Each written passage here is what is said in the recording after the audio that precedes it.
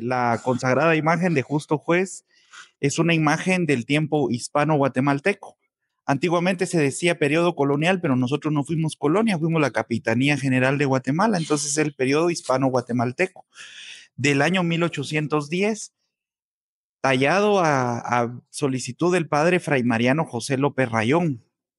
En 1689 se funda acá en lo que era el barrio de San Marcos, en la provincia de Quetzaltenango, y bajo el curato de los mercedarios de la Real y Militar Orden de la Merced, la Hermandad de Nuestro Padre Jesús Nazareno.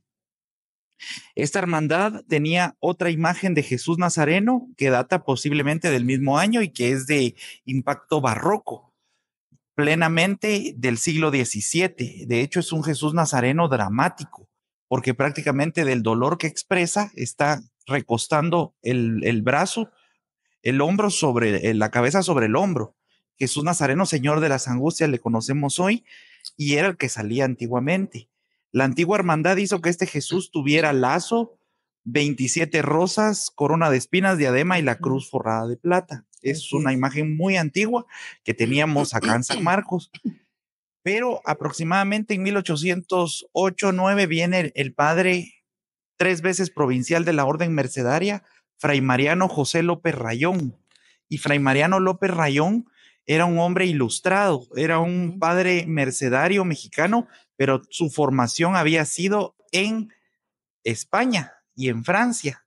De hecho, él tradujo libros del francés al español, al cachiquel y al mam, porque dominaba todos esos idiomas, y fue impulsor del liberalismo también, porque era un sacerdote liberal.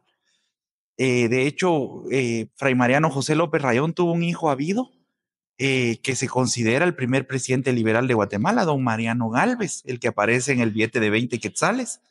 Él era hijo habido del padre Rayón, pero lo crió otra familia porque el sacerdote no podía criar a un hijo habido, ¿verdad? Era prácticamente la historia.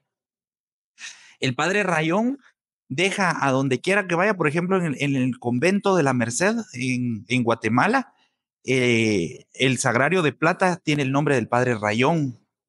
Hay libros que escribió el padre Rayón que se conservan en el Museo del Libro Antiguo, o sea que era un hombre muy ilustrado, muy, muy grande, y fue el primer párroco de San Marcos. Viene el padre Rayón y escribe 2 novenas, una al patrón San Marcos, que todavía es la que se reza acá en San Marcos, y otra Jesús Nazareno, que hoy conocemos como Justo Juez, pero no sabemos dónde está la novena. Esa es la que tenemos perdida. Escribe una tercera a Nuestra Señora de las Mercedes, a la Virgen de la Merced, posiblemente la que está en San Pedro, o a la patrona del convento en Guatemala. O sea que era un hombre muy ilustre, muy inteligente y un gran escritor. Y cuando vino, encontró a Jesús Nazareno, barroco, dramático, porque Jesús Nazareno lleva la cruz y está prácticamente gritándole al fiel que lo mire. Es un dramatismo barroco de Jesús Nazareno, incluso los pómulos hundidos y los ojos también así. Es un nazareno bastante dramático y no le gustó al padre Rayón.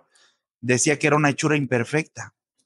Entonces habla con uno de los pudientes de la ciudad de San Marcos de aquella época, que era un regidor. Regidor es lo que ahora conocemos como concejal.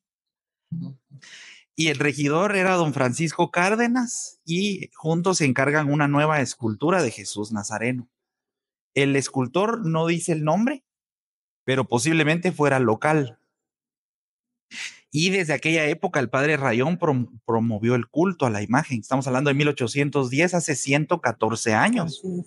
Es una 214 años, perdón, 214 años que la imagen está acá en San Marcos, hecha acá mismo en San Marcos, y de San Marcos solo ha salido 2 veces para sus respectivas restauraciones. Una en 1954 que la restaura don Julio Dubois. Así es. Cobró 125 quetzales en aquella época. Y otra en el 2017, cuando restauró el licenciado José María Muñoz Álvarez.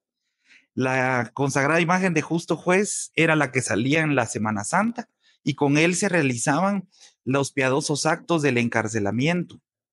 Ese era un acto barroco que todavía conservamos. Es algo que ya no se ve en otros lugares. En otros lugares solo vemos la gran procesión, pero ya no vemos esos pedazos de historia.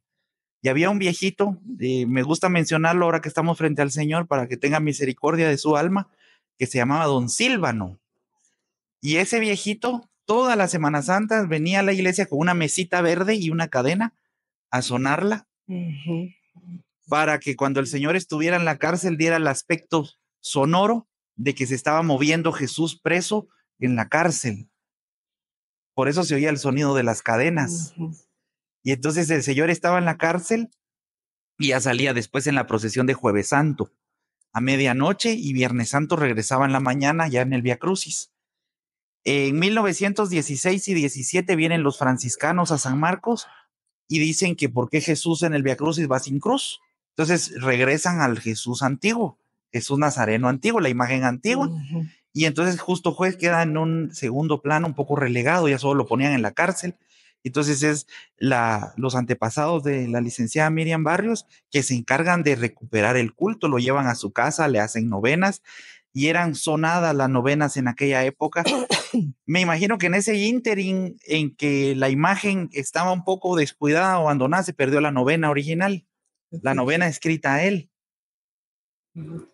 Y entonces se utiliza ahora la general a Jesús Nazareno. Pero la imagen es taumaturga, o sea, cura, sana, bendice. Y se tienen algunos milagros, bueno, aparte de los que están documentados en la propia capilla, acá que vemos los agradecimientos. Por ejemplo, cuando la gente decía que el Señor lloraba,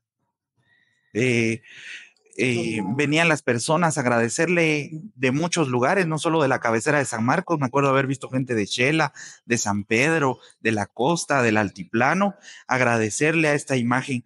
Otra de las cosas que yo recuerdo en la casa de doña Irene Flores de Barrios es de que cuando le rezaban era tanta la gente que abrían las ventanas para que el humo se fuera y el calor no estuviera tan presente. Y una vez que estábamos, entró un pajarito y se le paró en las manos al Señor y le cantó. Otra vez, Monseñor Ramazzini, que era el ahora actual cardenal obispo de Huehuetenango, era obispo de acá y soltó unas palomitas blancas en signo de paz.